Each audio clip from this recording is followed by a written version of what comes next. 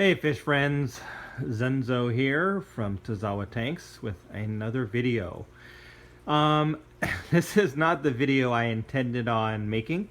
If you watched my last video on this tank, I had promised that the next time I videoed this tank and made a clip about this tank, there would be some different fish in here. This is my Lake Tanganyikan tank. I currently have multifasciatus in this tank, Lamprologus multifasciatus.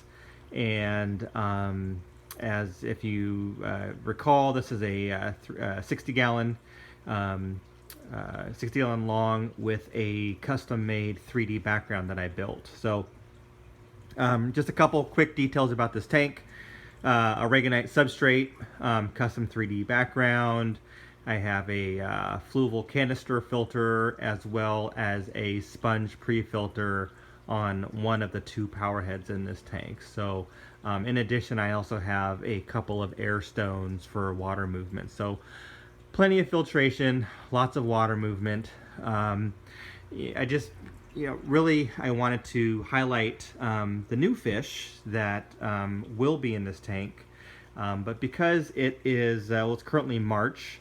When I made the last video, it was February, and due to cold weather conditions in the Pacific Northwest, I was unable to get the fish in time. What I'm going to be putting in here are some Cyprichromis. So, as I'm sure you know, Cyprichromis, also known as like the Lake Tanganyikan sardine, or it's just it's a kind of smaller.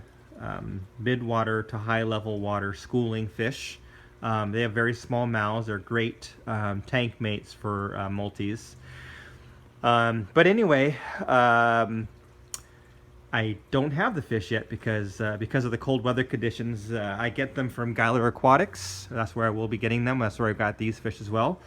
And they want to make sure that the weather is warm enough to ship due to just the safety of the fish, etc., which is very common in the fish shipping business. And then they were going to be able to ship them to me next week, but I'm traveling for business for the next couple of weeks, so I'm unable to get them until later on, actually towards the end of the month, beginning of April. So I promise I will do a full video on them. I will probably do an unboxing as well. But in the meantime, I thought I'd just make a quick little clip of multis. Got a lot of fry going on here, so I'm going to go ahead and zoom in. Yeah, let's see if I can adjust the camera here. Hopefully you can see that there are a lot of fry in this tank. Let me actually get a little closer.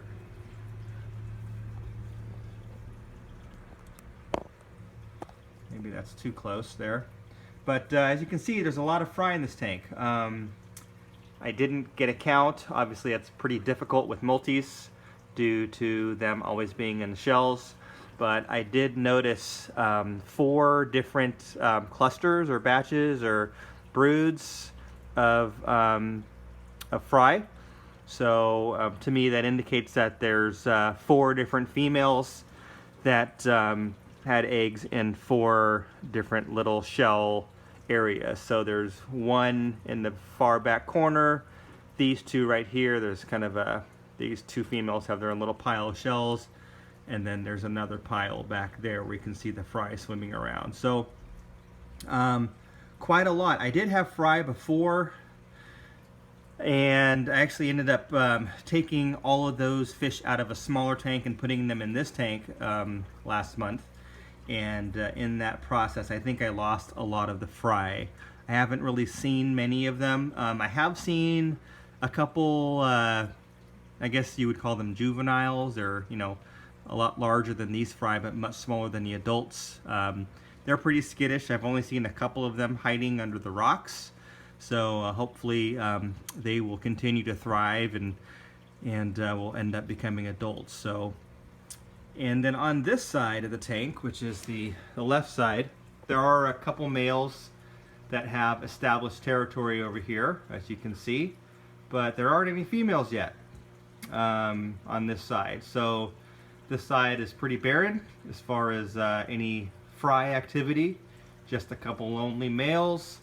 And then I think I've got one dominant male on this side that is kind of making the magic happen on this side of the tank, so to speak. So, but anyway, it's always exciting to see fry. Sorry for the bumpy camera work here. It's always exciting to see fry in the tanks. You know, it's a good indication that your tank is healthy. It's a good indication that you have good water parameters and that the fish are content with the situation. You know, originally the substrate was flat, and I had it, you know, scape the way I want it, but obviously that's not how the fish want it, and they are notorious for digging piles of sand or substrate to shape it in the fashion that they want. So anyway, just a short little clip just to keep my subscribers happy. Hope you liked the video. Please feel free to comment, like, subscribe, provide any feedback. I appreciate you watching. Thanks very much.